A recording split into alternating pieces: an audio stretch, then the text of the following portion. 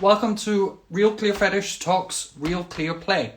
It is a series of interviews or discussions between me and another person on Instagram where we talk about what it means to do fetish and also maybe being sober and how that can be difficult sometimes, especially in a scene that's very saturated where you meet in a bar and there's alcohol everywhere and drug taking is fairly normalized.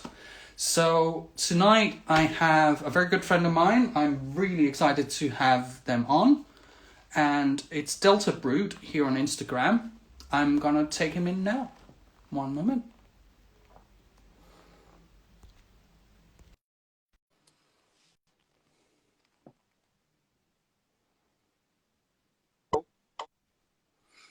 Oh, let me just adjust the camera. Hello, darling. Hi, are you all right? Yeah, I'm good. And you?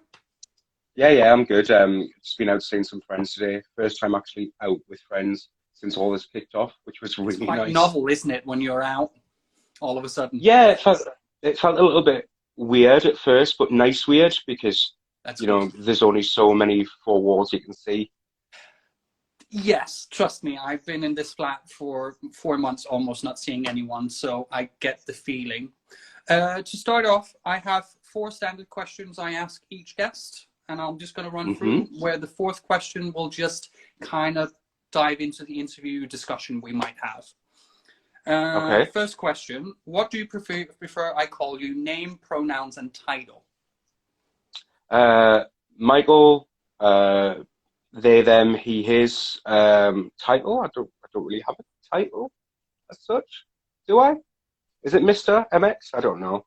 Well, I just call you shithead, but that's not really a part of the conversation. I mean, you and many others, to be honest. So I mean it in a very loving way, and you know this. I know that. Tell me a little bit about yourself. Right, so Michael. I've been in recovery from drugs since 20th of January 2018. I had lived in London at the time. That's where me and you kind of crossed paths quite a lot. And I was just a little bit messy, just a little bit. Well, I couldn't possibly comment on that. No. So basically, me and Ken they don't mix well. It's not good. But yeah, I've been back in the Northeast now for 10 years. Kind of my field of work basically involves working around people in addiction. I'm a support worker in a homeless hostel, and Fantastic. because of socioeconomic reasons, drug use is quite high, which is a shame. Really is a shame, and you're trying your best to sort of liaise with different drug and alcohol support services, some of which are better than others, as you've probably worked out. Yeah. But yeah, other than that, I lead a relatively normal life when I'm not being drinking. I have no idea what my cat's just done there. I don't even think I want to know. Yeah, I lead a relatively normal life. I live with my fiance. We have 3 lovely fur babies. I've got garden furniture. I've actually got garden furniture. I think this means I'm an adult. You've become one of those queens, haven't you? I have, unfortunately. I've even got 2 gardens now. Finally grew up a bit. I planted planters this week, so I kind of feel your pain. Next question. Completely sober, clear-headed, or social drinker? You kind of answered that question already, but... Yeah, social drinker. Alcohol has never been an issue for me. Drugs, yes, very much, yes. But because I'm aware of what I was like on chems and kind of how that can affect us, if it ever got to a point like that with alcohol, then I'd be able to say, yeah, it's time to put that to bed. Yeah, I'm you are one of the few people I know, at least in recovery, that still drink alcohol and have said goodbye to the drugs, and I'm sure you've experienced that can cause controversy with some people, especially recovery. It can. Yeah. Yeah. Interesting because part of my job is you'll be aware of Smart Recovery. Yeah. I've tried a session with them once. So I'm a accredited facilitator, so it means I'm allowed to lead the sessions. And the biggest pushback I get from that, because SMART doesn't say that abstinence works for everyone, it's about what works for you. Yeah. And there have been some elements of a few 12-steppers who kind of like, no, this must be it, this must be it. But as I keep saying to them, recovery is an entirely personal thing. It's very individual to the person. Absolutely, that's something I've learned in my recovery journey as well. I did 12-step. I've kind of stepped away from it again. I engage with it once in a while because I have certain expertise when it comes to the fetish and the sex side of it. Yeah. And sometimes that experience is really important to get into the recovery scene, especially here in the UK, where the sex scene is so prevalent.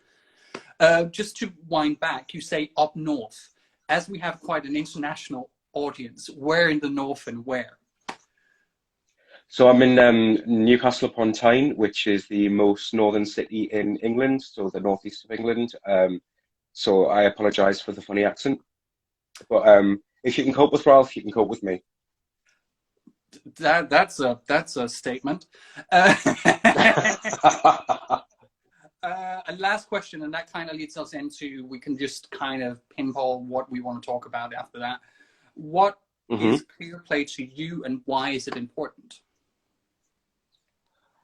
Play is a lot of the time, sort of, especially me in my 20s, you kind of, I don't want to say you feel pressured into taking chems, but it's so much the norm where everyone's doing a bump here or a bump there. Or as the older I got, everyone's doing a pin here or a pin there. And one of the reasons that I kind of, I'm not sure how to phrase it. One of the things I've learned being in recovery is that all of my feelings, all my experiences are my own. Yeah. And when you're using chems, they're not your own because they're magnified. They're not actually your own emotions. They're not actually your own senses. So now, when I have fun, I enjoy it 10 times more than I ever did when I was off my face on God knows what. Yeah, I as I'm still kind of new in my recovery journey, I say new, I'm coming up to 3 years sober and clean, or clear-headed, as I prefer to say. And in the greater scheme of things, especially when it comes to maybe like drugs like crystal meth, I'm fairly far along because it's so difficult to get away from when you're in it. So I have to be honest, I'm still learning about, relearning a lot of the shit I used to do, and also figuring out some things I don't like because of it. Yeah. Learning to play again, I'm not going to lie, like in the first 6 months or so, was an absolute fucking slog. Like, I'm not going to bullshit people. It was hard work.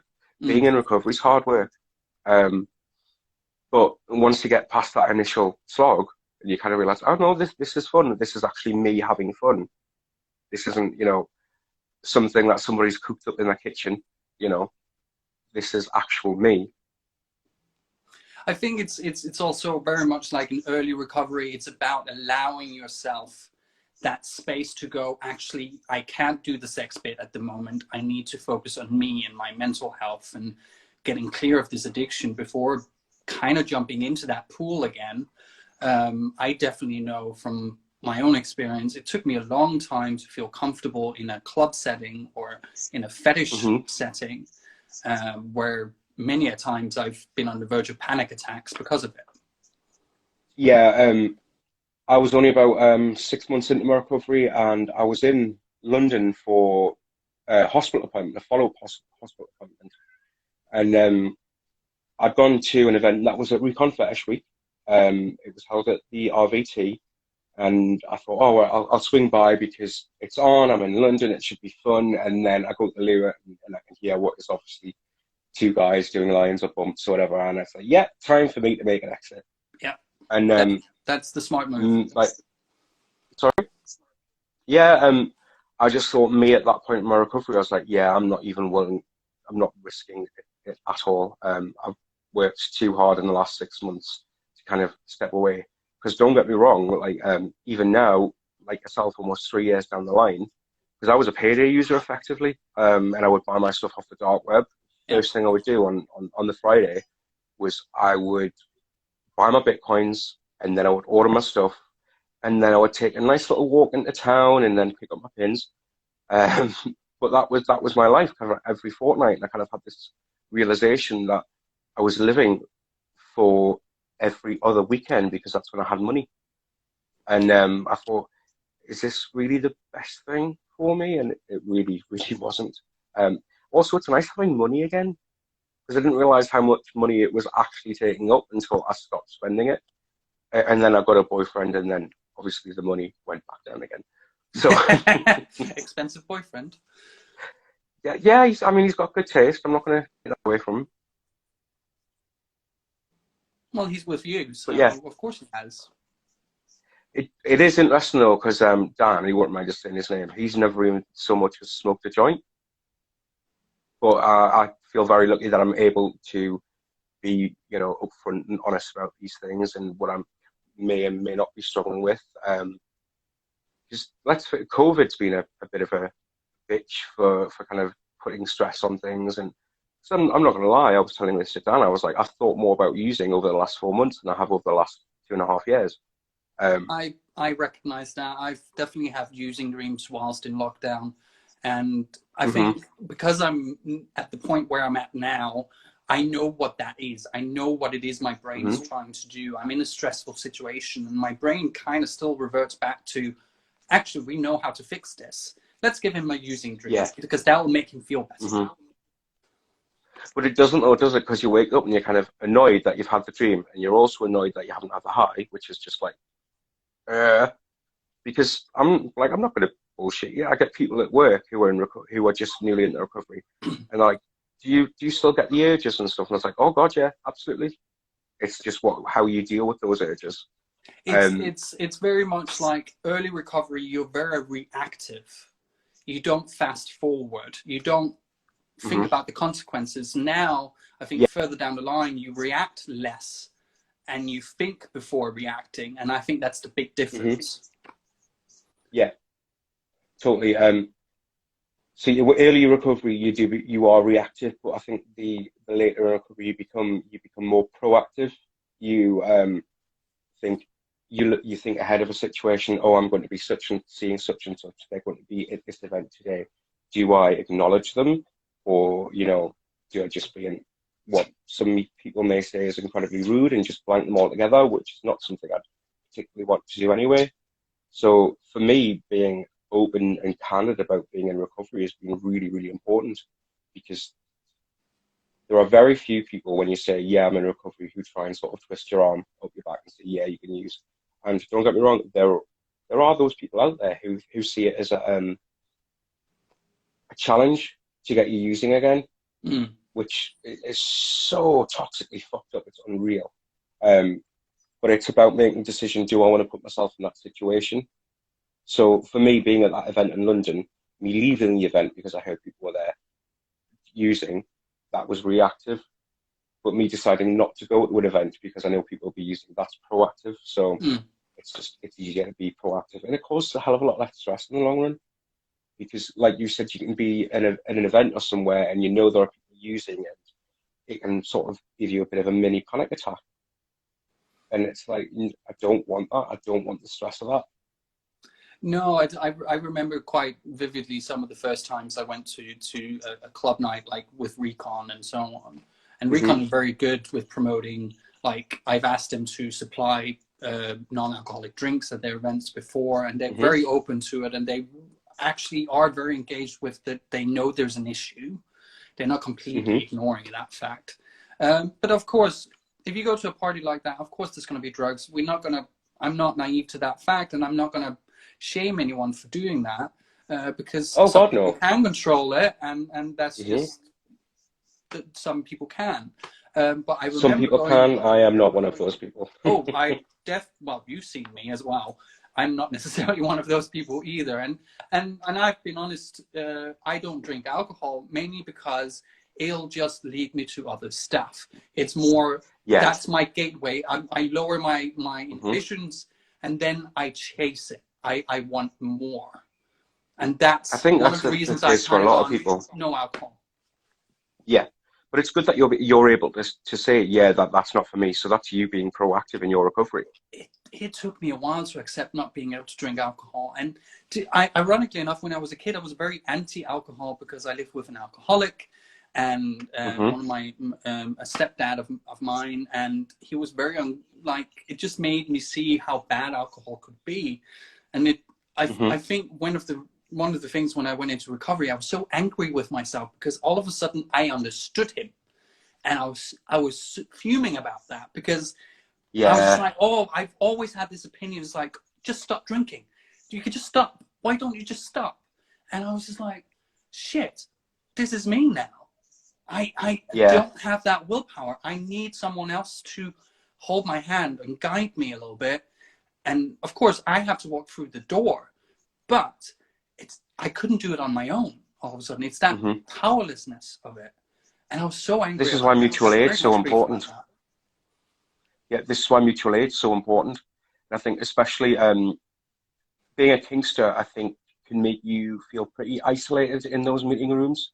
So by having spaces like on Facebook, such as RealClearFetish, and then you have, you know, kink-related AA meetings, I think that's really, really, really important because nobody gets a kinkster like another kinkster. Absolutely, and it's that notion of like, oh, you too, thing. And it's so important, and I sometimes get very jealous of like America and their kink and sober scene because it's huge.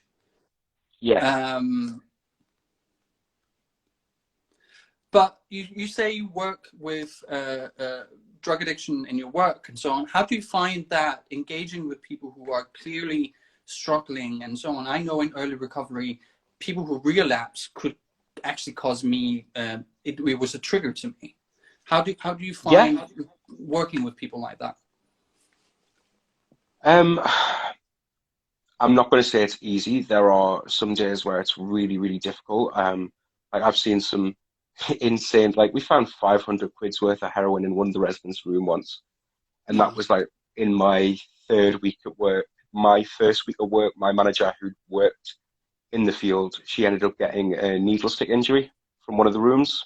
Shit. So yeah, there's two very different types of folk in the projects. That's what we call the hostels for the organisation I work for.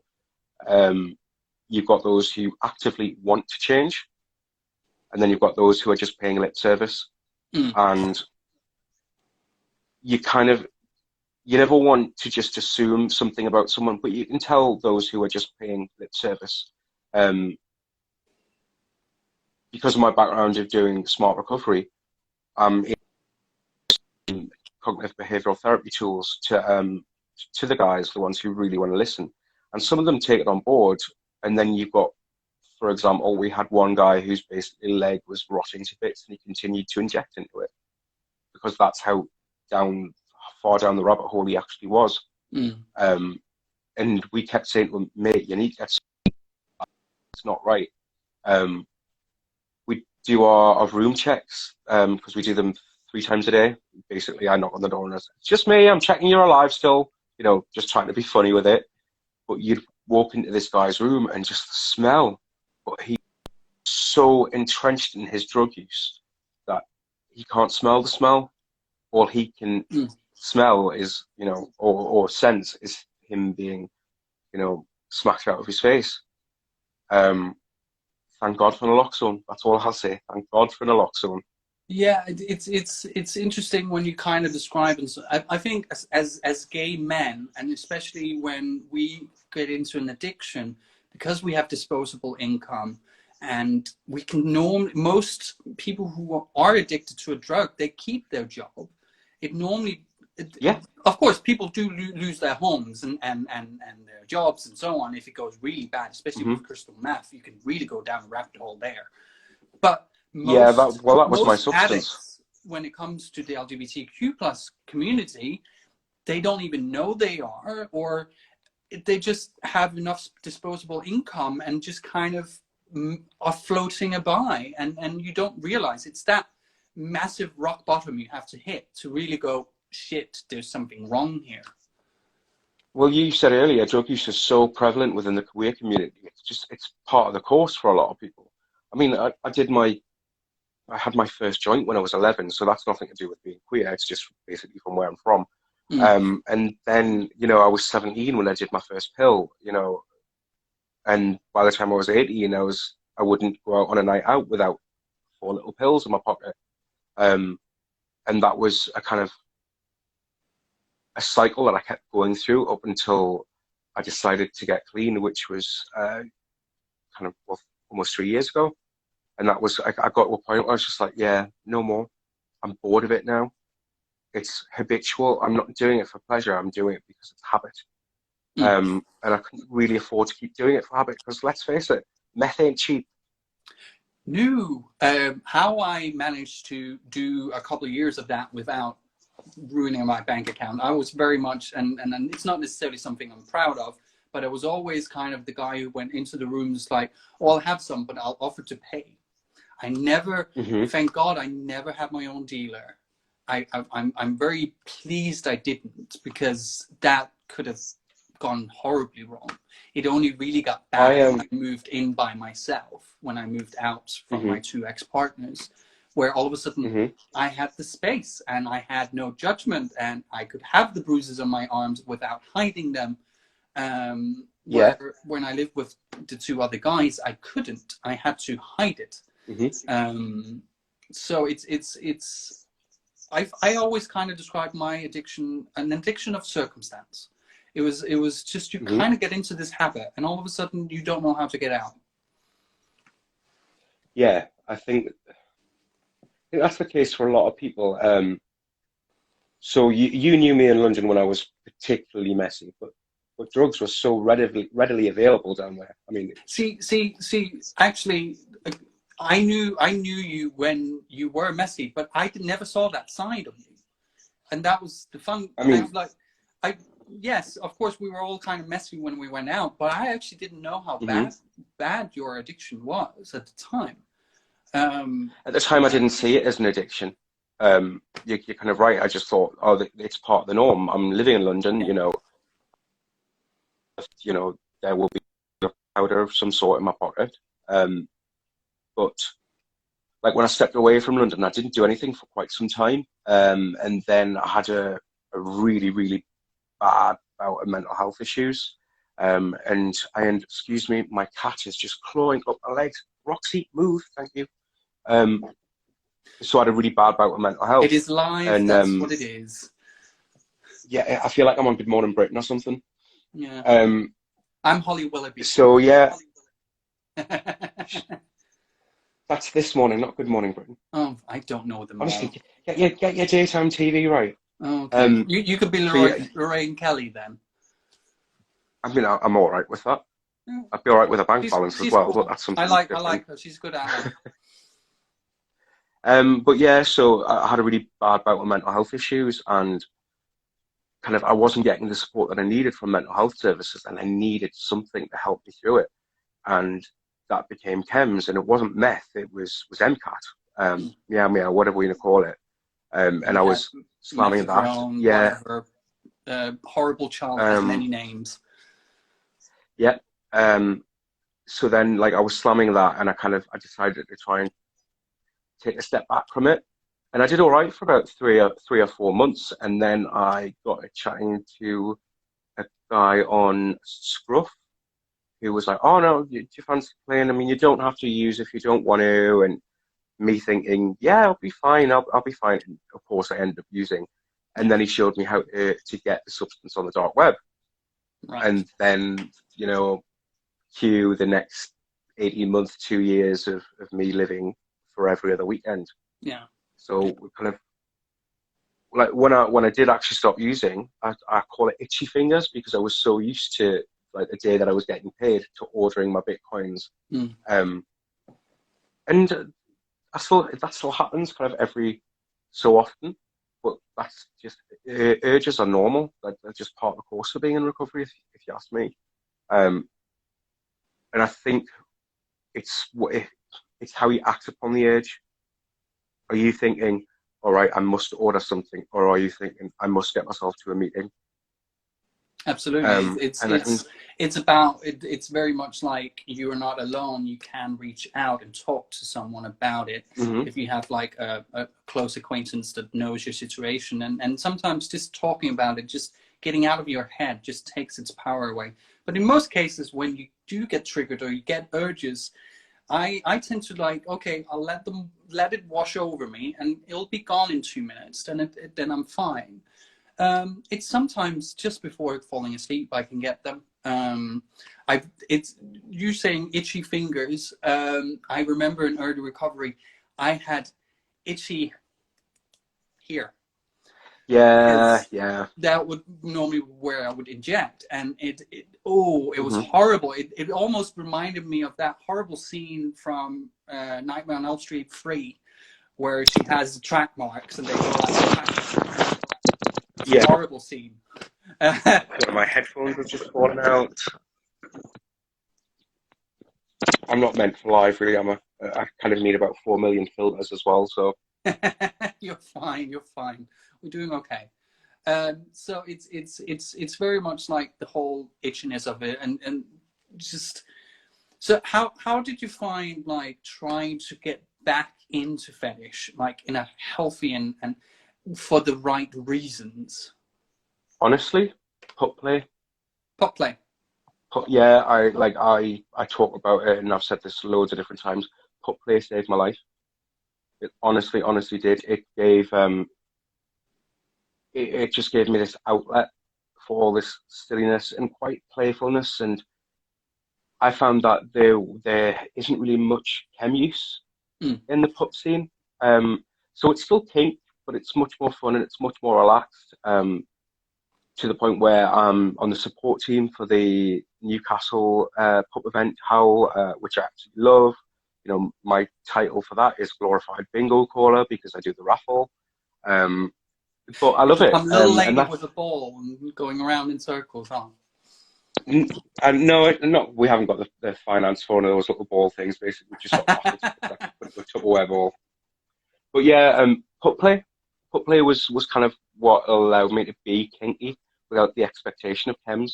Mm. So, because most pup meets, they don't happen at night time, happen in afternoons, in upstairs of certain bars or things like that. So the local one starts at 12, finishes at 5. Yeah, we tend to go on to somewhere else for, a few drinks afterwards. But that's kind of like, that's my one afternoon out a month. And that does me fine. I love my one afternoon out because it's just the one. I enjoy it even that more so. Um, that's who I was actually out with today, kind of like my pup family, if that's what you want to call them. Mm. Um, I'm quite lucky as well that my other half, he's a kitty, so we have a puppy and a kitty underneath one roof.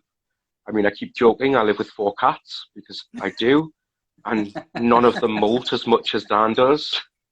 But yeah, pup play, pup play was kind of my gateway back into it. Um, and kind of I do tend to be one of the older pups there. You know, I'm in my mid 30s now.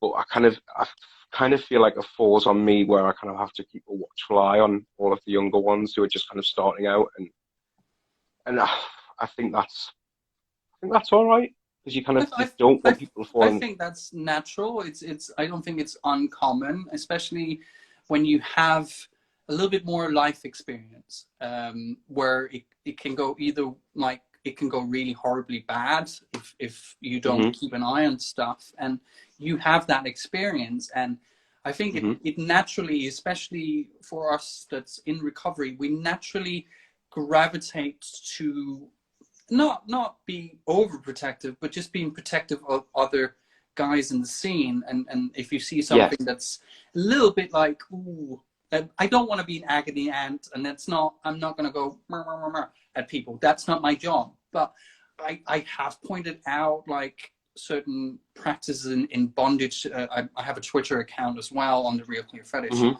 and someone was doing a vacuum sleep sack thing, a vac rack, but on mhm. his own. Oh And God, I no. just I commented and I just kind of went, ooh, that does spell to me something that could go wrong, he was very adamant it wouldn't, and he had safeguards. And fine, that is not. I put my 5 cents in on it. I'm not going to belittle him for Yeah, it. that's fine, but you've got to say when you're doing something on a public platform like Twitter, if someone's new and just starting out in kink and thinks, Yeah. "Oh, I can use the back rack on my own," no, please don't.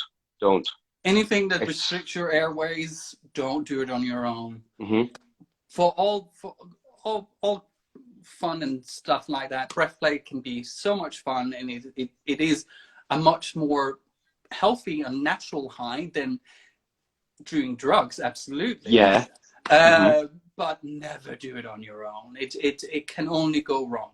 It can only go wrong, and you don't want to be a statistic.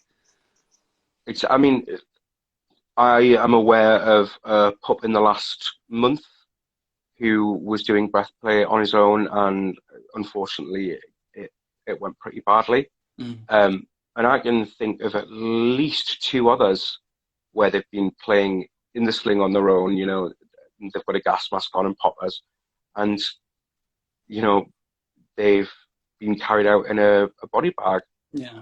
And some of these people are who they're quite a way into the that kinky selves have been kinky for years. But I think they've become so complacent in their own kink where they've forgotten about the safety measures. I don't care how long you've been into kink. Be safe, be smart, be careful. Absolutely, and that's like I've known you for a long time, and I know your story, and I know how bad it got. Equally told by you and similar acquaintances we have, and I'm personally so impressed where you've gotten to now.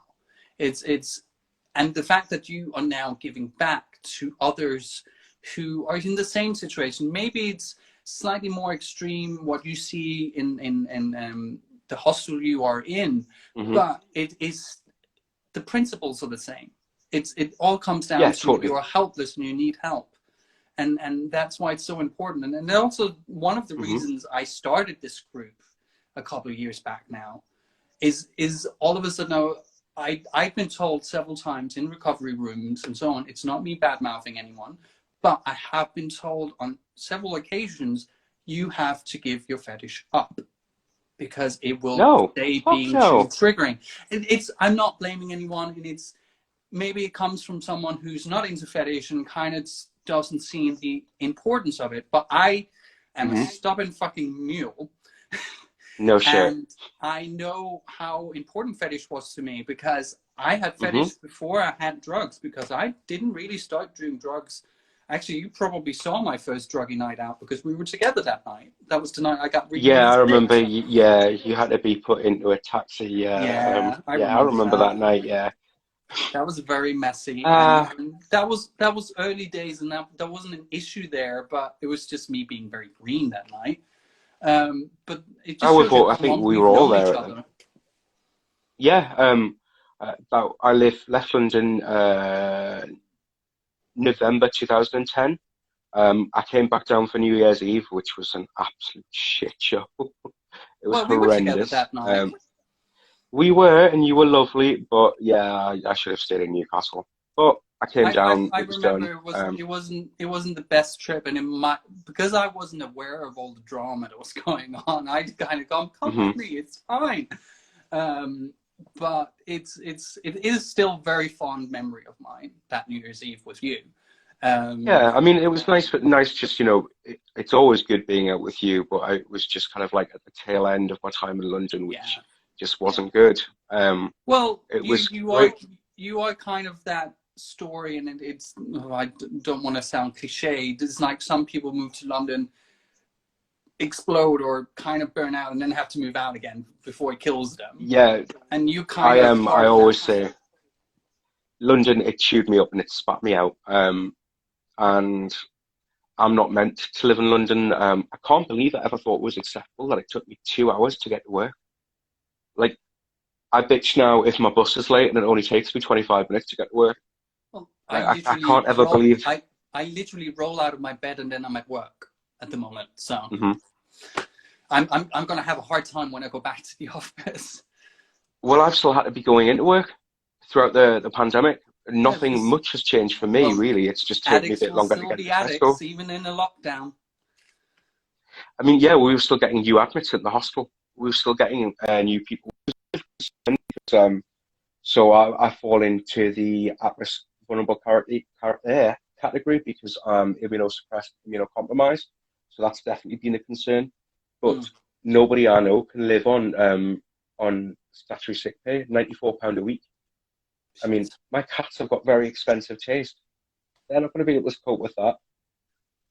I'm gonna But send you one yeah, of those. I'm gonna send you the Simpson figurine, the crazy cat lady. I think yeah. that is I huge. own that. I definitely own it. Me standing in the back garden shouting at my cat, and Dan just saying, "Why do you talk to the cats like that?" It's like, "Because they're my children. Leave me alone." But it's so impressive where you came from and where you're at now. Um, Rolling back to the pup play, what is it that helped you? I know it's about I've done pup play. I used to be a pup myself. I'm Hmm. probably more of an old dog now, if I'm honest. Um, and I did pup play before it was a whole community thing. Yeah, I'm the old school pup play where you had a handler and you didn't play with the other pups. Where pup play yeah. has changed massively. When I started on the kink scene, the starter kink was normally sports gear. It Hmm. seems nowadays the start kink now is pup play. It's a gateway king. It's definitely become a Absolutely. gateway king. So interestingly, like, and I've said this with friends before as well. I've kind of done it the opposite way around. I've gone from kind of the more kind of hardcore kink fetish kind of stuff to kind of the softer, fluffier kind of kink. And I prefer this kink, to be honest.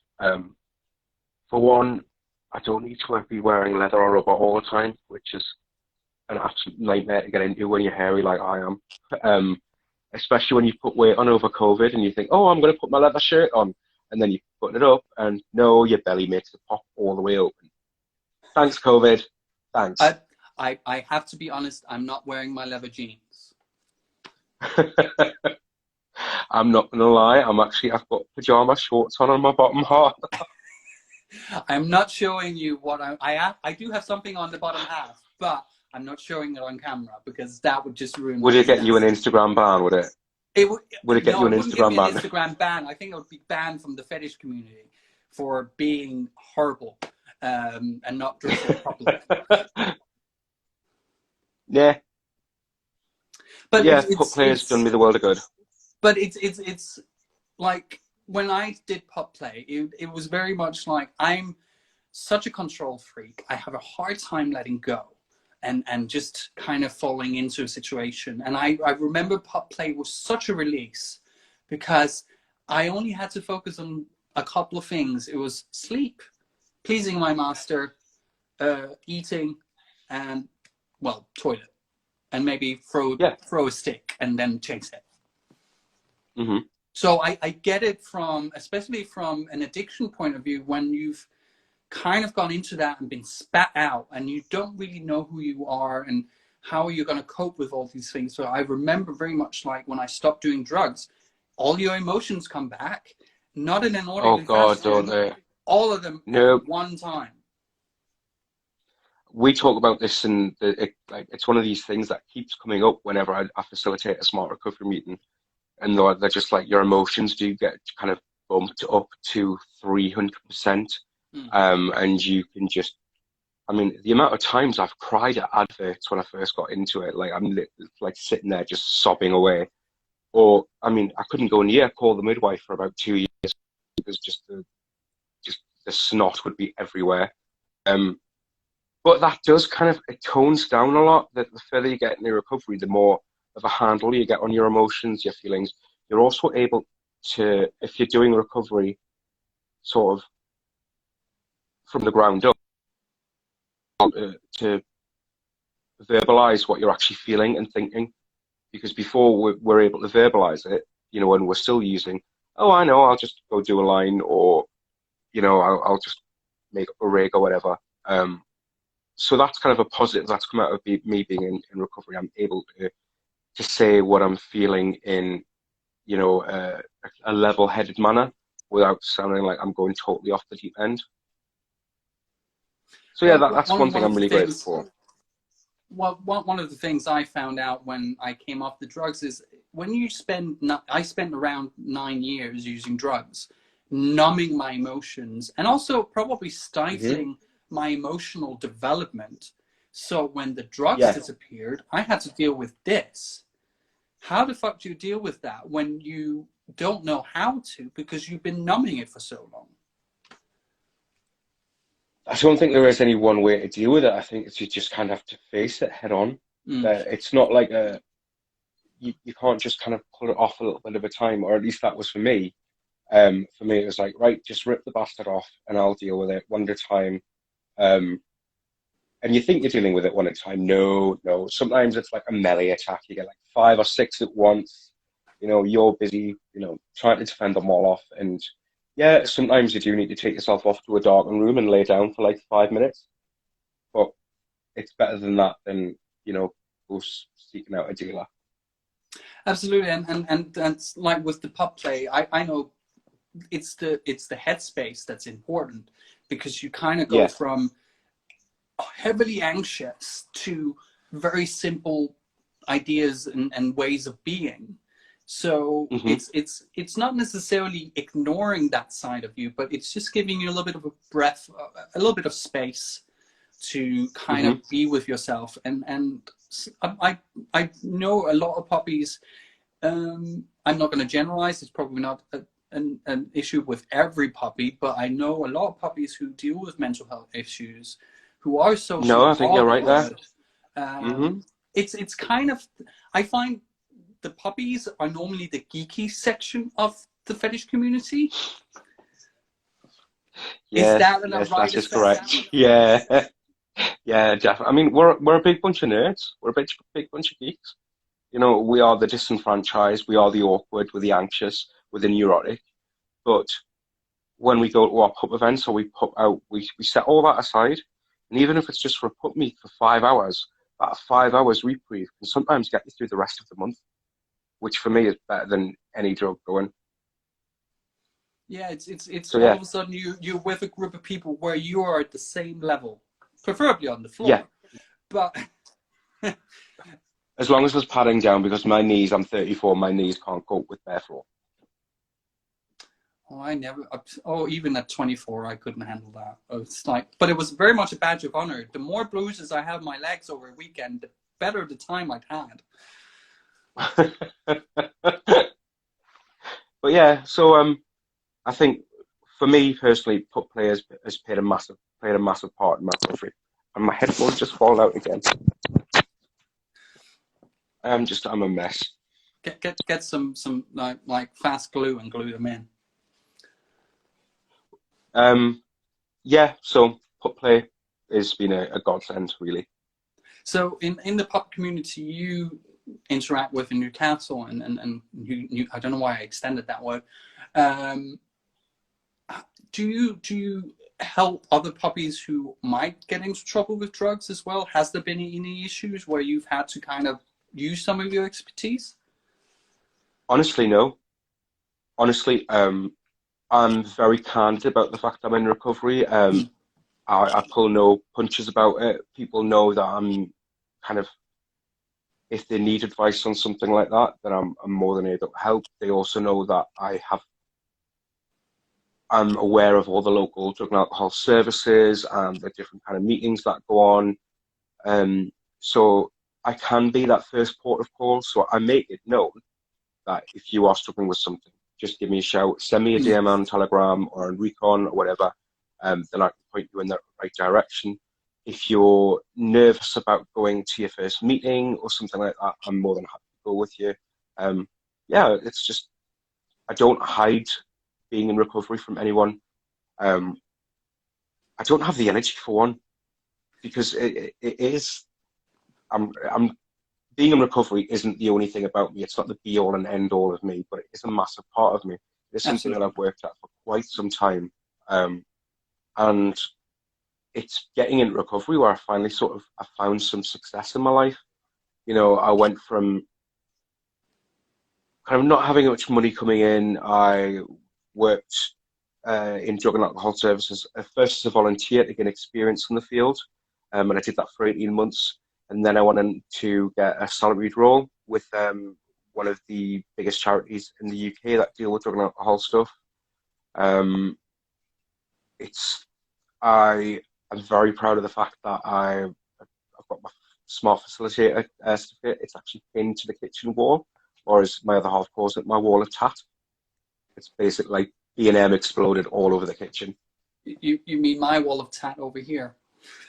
Yeah, but that's quite cool tat, whereas mine's just stuff that says like, you know, live, laugh, love, shit like that. Just simply for, you know, we all love a wall of quotes. It's very caring of you. yeah, I mean, yeah, I mean, my other half did say I was turning into such a Karen, and I did say I'd like to speak to his manager. Yeah, yeah. Be careful with that. Yeah. Be very careful with that. I may cut off our contact if you turn into a Karen. So talking about your partner, how has your partner? You were sober when you met him. I'd we went on our first date the 17th of January, and I did my last date the 20th. Right. He wasn't aware of it, and he's not the reasons why I got clean. No. I will iterate. Never get clean for another person, ever. Absolutely, you've got to do it for yourself. You've got to do it for yourself. For me, it was just kind of like, all right, this was part of my aspect. I think a lot of the time, my drug use, in part, came from my mental health status, but also came from boredom. Oh yeah, boredom is a big one. I was just bored. And then, like, I met this guy who, like, I keep joking. I was like, he doesn't count our anniversary as the 17th of January, whereas, like, and I acknowledge that. But I always do message to say it may not be our anniversary, but it is the day that I fell in love with you. So, you know, things like that. And he's super supportive of me being in recovery, and he acknowledges it. And he's since gone on to work for the same charity that I work for, but he's based at a different hostel. So he's then come through it, and he's now got that enthusiasm for supporting people, even though he's never been in recovery. I mean, he barely even drinks, to be honest. But he gets that, and it's so nice being with someone who is clean and almost sober, who has no judgment whatsoever. It's just kind of like, right, let's get on with it. And he's got the bug for supporting people throughout it. He understands that people are going to be chaotic in varying degrees. Oh, absolutely. I try to help as much as I can online when people interact with me, if they have questions or they are struggling and so on. And of course, I can only do to a certain point. I have to keep myself safe. I'm not a therapist. I'm not qualified. I can only share my experience. But it's you do run into people where you kind of go, okay, do you want to do this? Or are you just trying to please other people? Paying lip service, that's what I call it. Talking after what I'm saying. I give the benefit of the doubt for most people. I absolutely did with you. And you came back from it, and I knew you would, even if you didn't see yourself at the time. And it's amazing you have a partner that's so engaged with it and not scared of it, because I do talk to people who are in addiction or have had addictions, but the partner has no clue. And all of a sudden they love each other. That's not an issue there, but it's just all of a sudden there's something in the relationships where the communication is broken a little bit. We're very, very lucky. We communicate non-stop. We've never had an argument. We came close cooking Christmas dinner. That but we've is never a actually good had an trigger argument. for an argument, though. Yeah, and we've been living together for a year next week. And kind of he gets it. He gets kind of like what my concerns can be, sometimes what I feel anxiety about. But communication's key for any relationship, whether it's being in recovery or not being in recovery. You have to be able to communicate. I'm mindful of the time. We're now at 8 minutes 50. So the next 5 minutes, Yeah. we can start winding down the conversation a little bit. One of the things, what would you like if you could talk to yourself 10 years ago when you were kind of starting out and it was going down that rabbit hole? What, it sounds a little bit off Drag Race this now, just like, what would you tell to your younger self? But it's more like, what would your advice be to someone who is in their 20s on the scene, and it is normalized doing drugs on the scene? And if you feel a bit wobbly on that and a little bit unsure, and what would you suggest to someone like that? It's difficult because every person is different.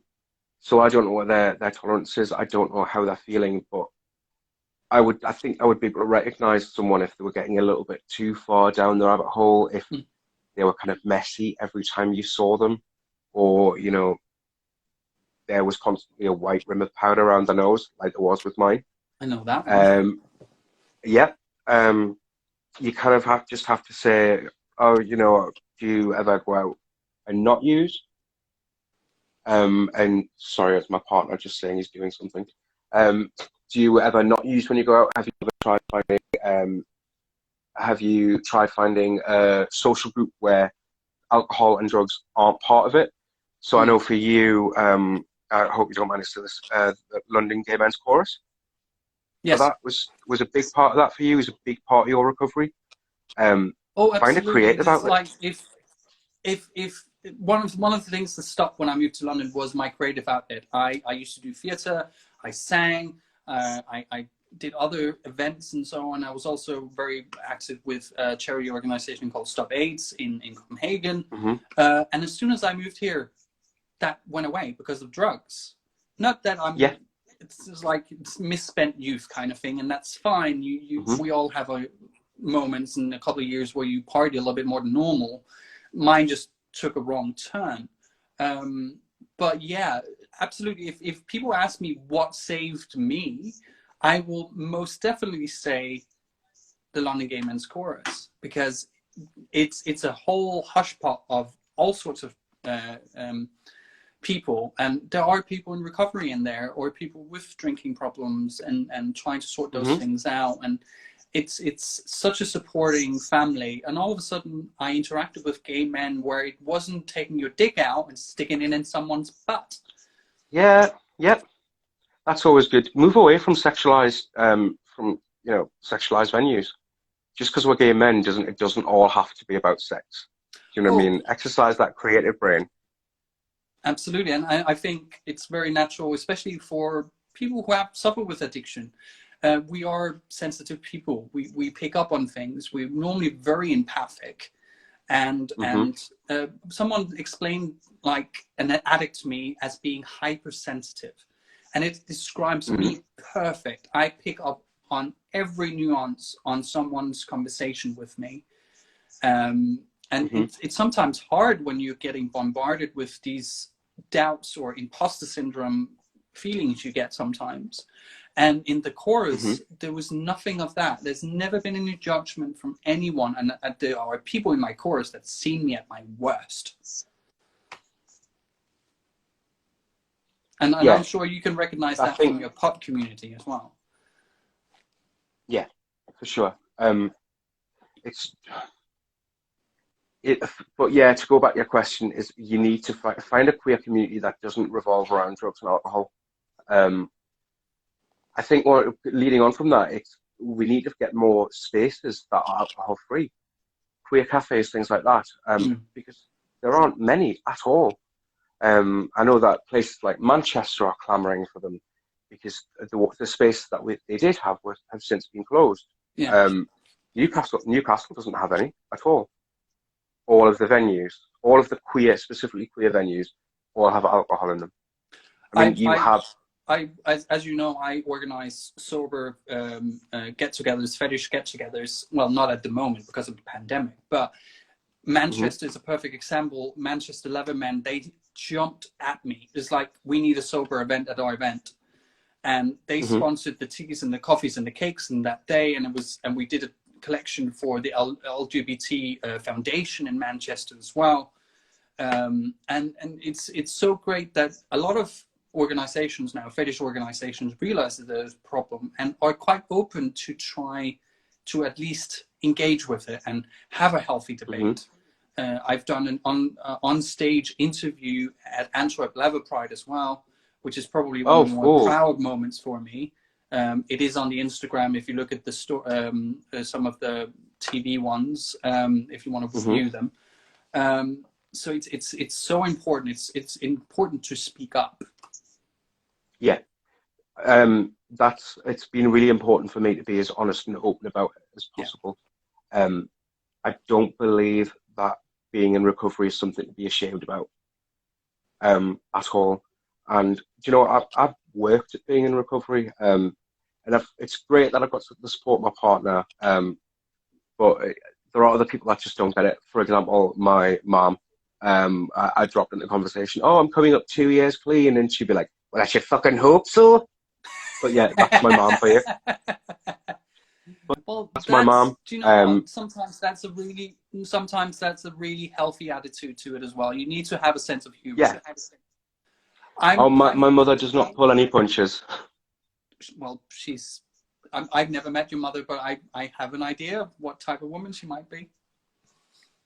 I mean, she raised this, so Absolutely, and I know you. So, do you know what? It's been such a pleasure to have you on here, and I feel thank you for like, having me. oh, absolutely, it's been absolutely a joy, and I'm so happy you are in the space you're in. You have a great partner that is supports you in your endeavors, and I'm very proud to call you my friend.